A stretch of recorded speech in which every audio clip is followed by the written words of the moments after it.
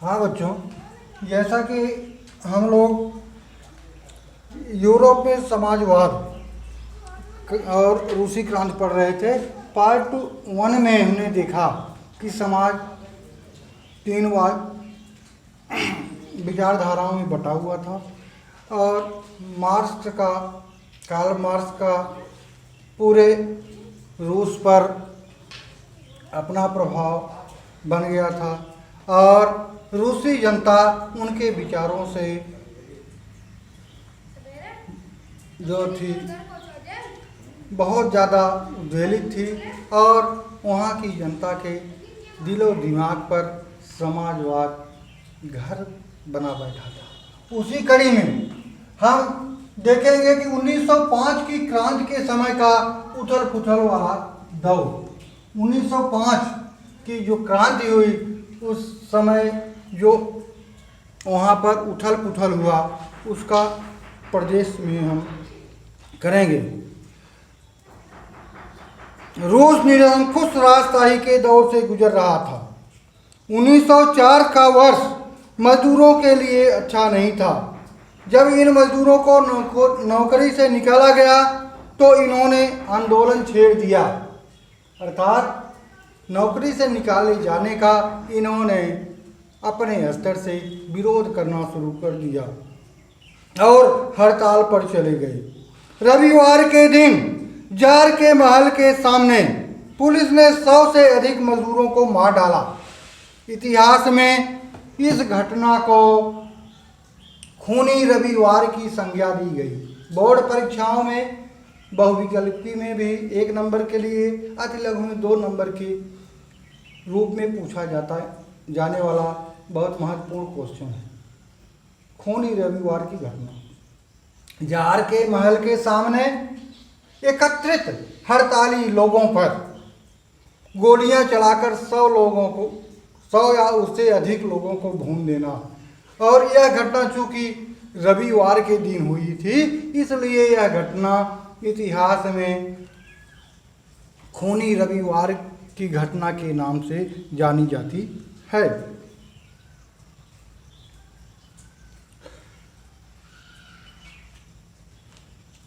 क्रांति के दौरान जार ने संसद के गठन का ऐलान कर दिया। संसद, वहाँ की संसद, रूस की संसद को ड्यूमा कहते हैं, और जार ने कहा कि भाई हम संसद का गठन करेंगे।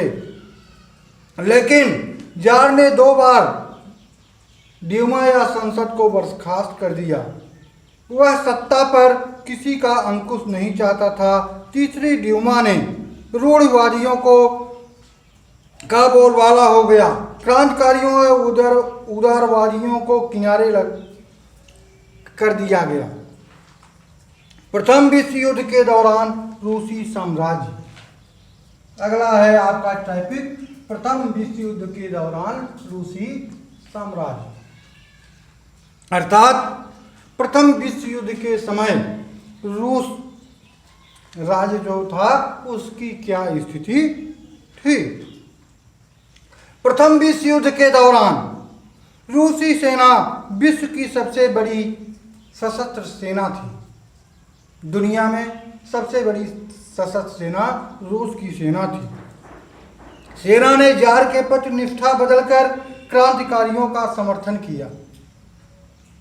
सेनाएं जो होती हैं वो राजा के लिए होती हैं और राजा के प्रति, शासन के प्रति उत्तरदायी होती हैं। लेकिन रूसी सेना ने ऐसा कुछ नहीं किया।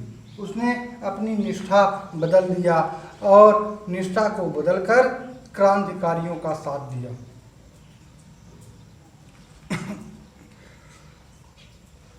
विश्व युद्ध ने उद्योगों पर विपरीत प्रभाव डाला। अनाज सैनिकों के लिए सीमाओं पर भेजा जाने लगा और जनता में रोटी के लिए हाहाकार मच गया। खाद्यान्न की कमी होने के कारण जो खाद्यान्न थे वे सीमा पर लड़ रहे सैनिकों को भोजन उपलब्ध हो इसलिए सीमा पर भेज दिया गया और देश में लोग भूखों मरने लगे। सन 1916 में रोटी के लिए दुकानों और दूसरे स्थानों पर प्रायः ही दंगे होने लगे। जार और जरीना, जरीना जार माने राजा और जरीना माने महारानी, यारानी। अलेक्सांद्रा की लोकप्रियता का ग्राफ गिरता चला गया। उसके बाद हम अगला देखेंगे पेट्रोग्राद में फरवरी क्रांति।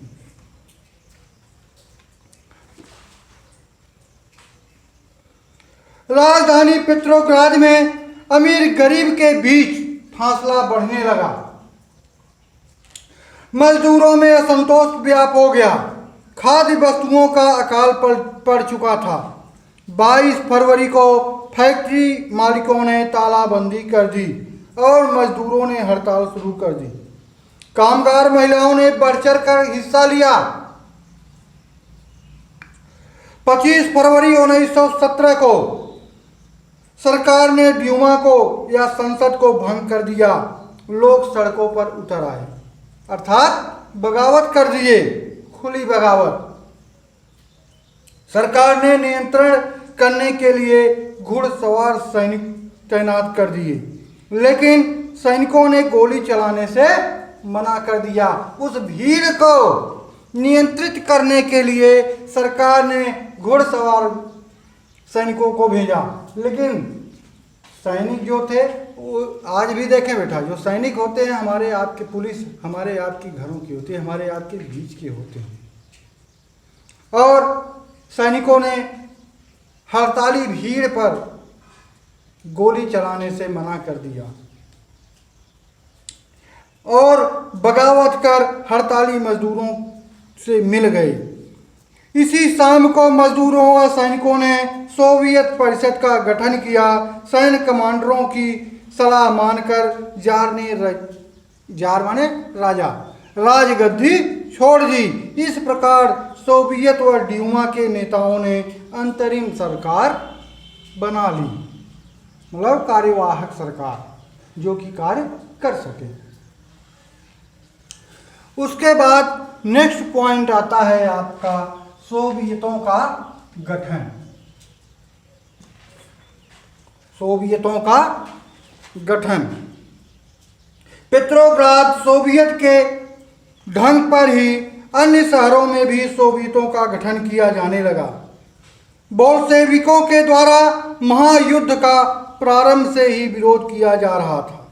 इसके नेता लेनिन ने अप्रैल 1917 में निर्वासित जीवन से रूस लौट आए। उन्होंने युद्ध समाप्त करने, जमीन किसानों के नाम करने व बैंकों का राष्ट्रीयकरण करने पर जोर दिया। अप्रैल थीसिस के रूप में किया। बोल्शेविकों की पार्टी का नाम कम्युनिस्ट पार्टी कर दिया गया तथा अंतरिम सरकार में बोल्शेविकों का दमन कर दिया गया। किसानों ने अधिकांश जमीन पर कब्जा कर लिया। 500 सोवियतों ने अखिल रूसी सोवियत कांग्रेस का गठन किया। नेक्स्ट पॉइंट है अक्टूबर 1917 की क्रांति।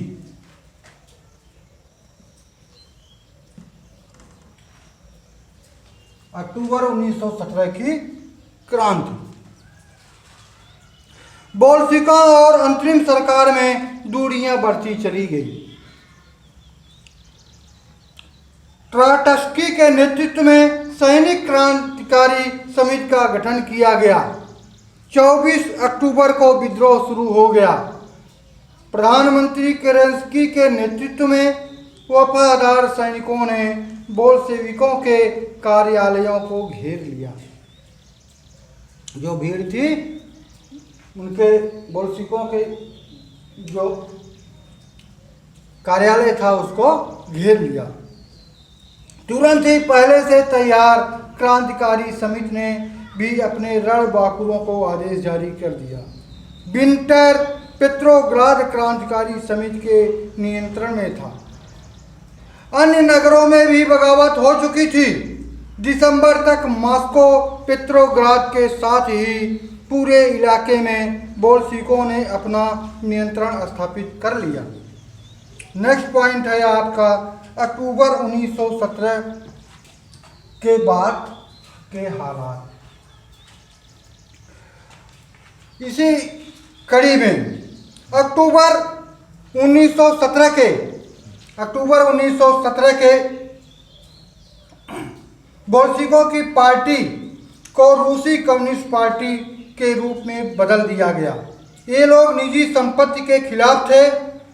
नवंबर 1917 में अधिकांश उद्योगों व बैंकों का राष्ट्रीयकरण कर दिया गया। सामंतों की जमीन किसानों में बांटी जा चुकी थी। आने वाले सालों में बोल्शेविक पार्टी अखिल रूसी सोवियत कांग्रेस के चुनाव के लिए एकमात्र पार्टी थी। इस तरह से सोवियत कांग्रेस ही देश की संसद थी। इस प्रकार रूस एक दलीय शासन व्यवस्था की तरह अग्रसर हो गया। ये बेटा एक दलीय शासन प्रणाली देश विश्व के कुछ देशों में है। जैसे कि आप देखते हैं कि अपने यहाँ बहुदलीय शासन प्रणाली है, यहाँ बहुत सारे दल हैं। लेकिन अभी आप चाइना में देखें एक दलीय शासन प्रणाली है।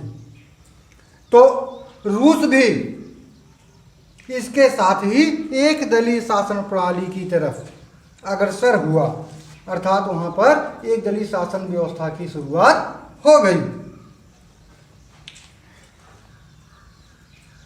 उसके बाद आपका है आंतरिक समस्याएं। जैसा कि नाम से ही आपको इंगित हो रहा है आंतरिक, उस समय रूस के अंदर की क्या समस्याएं थी इसको हम देखेंगे। एक तरफ सामाजिक क्रांतिकारी व जार समर्थक थे, तो दूसरी ओर बोल्शेविक दूर दराज के इलाकों के में पहले गुट का वर्चस्व था। बोल्शेविकों और उनके बीच महायुद्ध का दौर चला और भूखमरी व लूटमार की समस्याएं पैदा होने लगी। बेटा जब जनता खाने पीने के लिए मुस्ताद हो, घरों में चूल्हे नहीं जल पाएंगे तो चोरी छिनैती ये अपने आप आपराधिक घटनाएं बढ़ जाती हैं। और समाज, क्योंकि विश्व युद्ध उस समय चल रहा था, तो देश का राशन आपको बता दें सेनाओं के लिए जाता था और जनता को खाने के लिए कुछ। ऐसी स्थिति में ये छोटी मोटी घटनाएं समाज में बढ़ चुकी थी। इसके बाद हम लोग थोड़ा सा और फोकस करते हैं। 1920 तक रूसी साम्राज्य के अधिकांश हिस्सों पर बोल्शेविकों का कब्जा हो गया। इन्हें मुस्लिम जदीदियों की भी सहायता मिली। मुस्लिम जदीदी क्या है? मुस्लिम धर्म के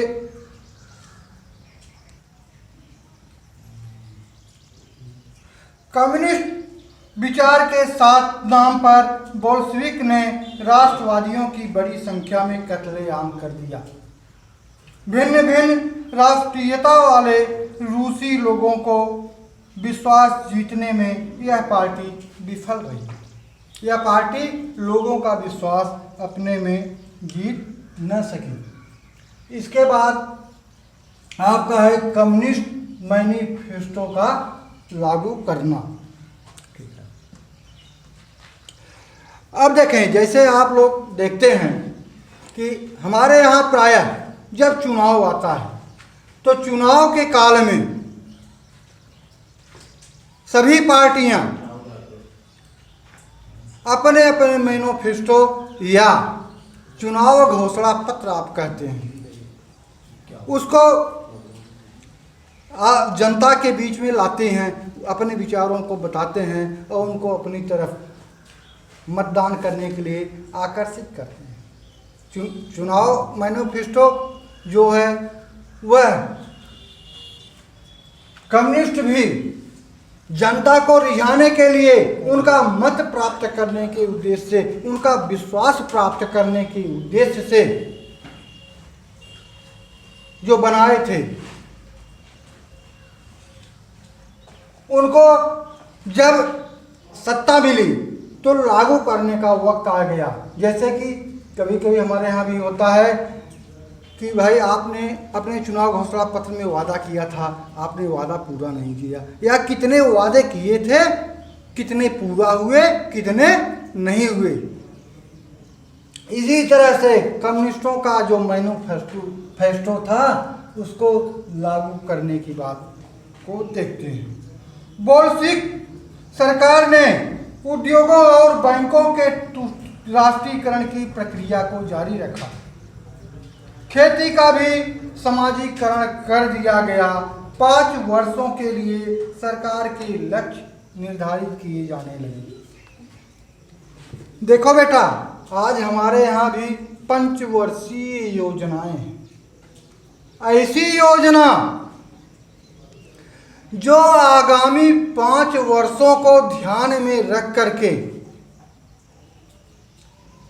और लक्ष्यों को प्राप्त करने के उद्देश्य से बनाई जाती है, वह 5 वर्षीय योजना कहलाती है। तो वहाँ पर कम्युनिस्टों ने भी, बोल्शेविकों ने भी पहली बार 5 सालों का लक्ष्य निर्धारित करके 5 सालों के लिए कार्यक्रम बनाया और इस तरह से कहें तो 5 वर्षीय योजनाओं का शुभारंभ हो गया।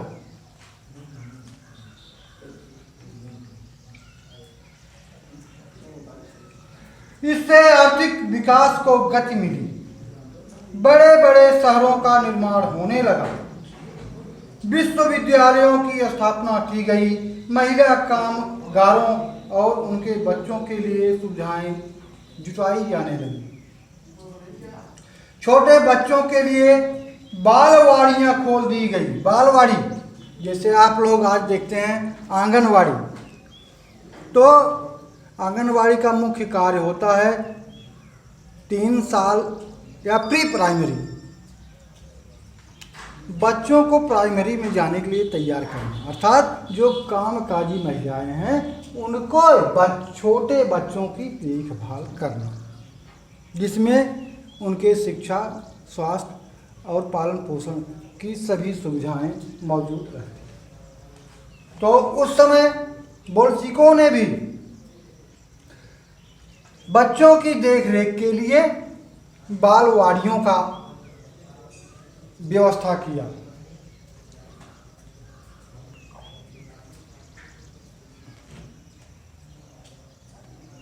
स्वास्थ्य के संसाधन बढ़ाए गए।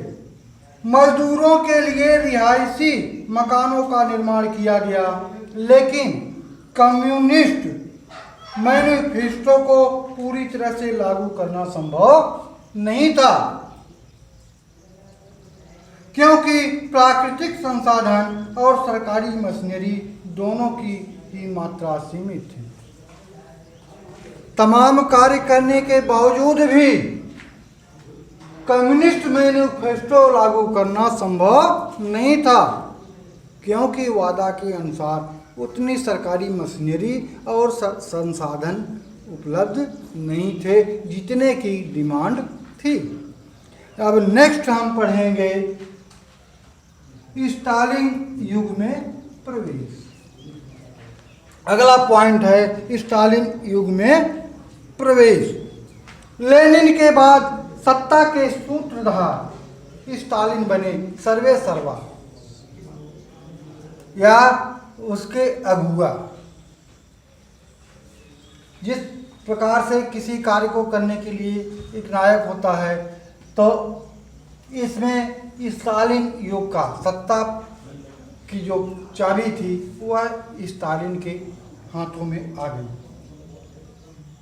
समय के अनुरूप उन्होंने कड़े कदम उठाए। राष्ट्रीयकरण की प्रक्रिया के कारण कई इलाके तबाही के कगार पर पहुंच चुके थे। व्यापारियों के पास एकत्रित अनाज को जब्त किया जाने लगा। बड़े बड़े किसानों के गोदामों पर छापे मारे गए। आधुनिक खेती के तौर तरीकों को प्रोत्साहित किया गया। 1929 से सामूहिक खेती का आदेश जारी किया गया और विरोध करने वाले छोटे किसानों को देश से निकाल दिया गया या निकालने का आदेश दिया गया। इसके साथ ही अब हम रूसी क्रांति का विश्व मंच पर प्रभाव देखेंगे। अंतिम पॉइंट है बेटा इस चैप्टर का। तो रूसी क्रांति का विश्व मंच पर प्रभाव देखें। घटनाएं छोटी बड़ी हो सकती हैं, लेकिन उनका समाज पर कुछ न कुछ असर होता है। तो रूसी क्रांति का भी विश्व बिरादरी पर या पूरे विश्व के परिप्रेक्ष्य में बहुत ही असर रहा। रूसी क्रांति के बाद दुनिया भर के गरीबों के बीच मेहनत कश लोगों के राज्य की स्थापना की संभावना बलवती हो गई। दुनिया के जो देश थे वहाँ पर अपनी अपनी सरकारें चलाने का, बनाने का इच्छाएं जो थी मन में दबी हुई थी, वे बलवती हो गई। और बोल्शिकों की कम्युनिस्ट सरकार ने जिस तरह से शासन चलाया और विरोधियों को यातनाएं दी गई, उसने सर्वहारा वर्ग की सरकार को ही कटघरे में खड़ा कर दिया। सर्वहारा वर्ग क्या होता है? सर्वहारा वर्ग आम जनता, जिनकी संख्या किसी भी समाज में सबसे अधिक होती है, दबे कुचले लोग, कामगार, ये जो है इनका जो है वहाँ पर जो शोषण हो रहा है, शोषित वर्ग, सर्वहारा वर्ग का आप समझ लें, शोषित वर्ग, जिसका कि शोषण किया जाता है। तो इनके जो सपने दिखाए गए थे वह अपने आप कटघरे, जैसे आज की सरकारें हैं, तमाम घोषणाएं करती हैं, लेकिन आम जनता तक उसमें से कितने को फ़ायदा मिल पाता है ये आप लोग देख रहे हैं। तो उस समय भी ऐसी ही स्थितियां उत्पन्न हुई होंगी। इसके साथ ही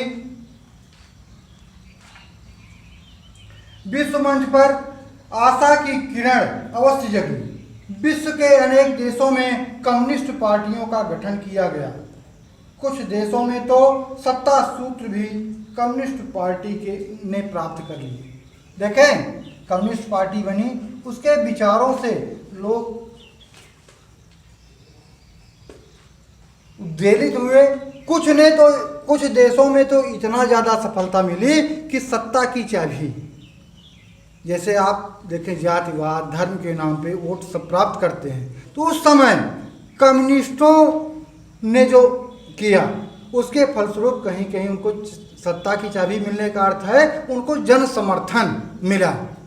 उनके दिए गए प्रलोभनों के, उनके विचारों को सुनने के बाद इंग्लैंड जैसे देश में भी समाजवाद का प्रभाव परिलक्षित हुआ और वहाँ पर communist party of Great Britain का गठन किया गया। सोवियत संघ के साथ ही, एक्सक्यूज मी सर, आपने क्या बोला, किसका गठन किया गया है? एक minute, communist party of Great Britain. Great Britain, हाँ, thank you sir. Great Britain का गठन किया गया। Thank you sir. सोवियत संघ के साथ ही अनेक देशों में प्रतिनिधियों ने कॉमनटर्न के अधिवेशन में भाग लिया। रूसी क्रांति के बाद सोवियत संघ को वैश्विक पहचान मिली। हाँ बच्चों, अब इसी के साथ रूसी क्रांति का विश्व मंच पर प्रभाव देख लिए और यह पाठ भी समाप्त होता है। अब अगले पाठ 3 में हम फिर मिलेंगे। नमस्कार।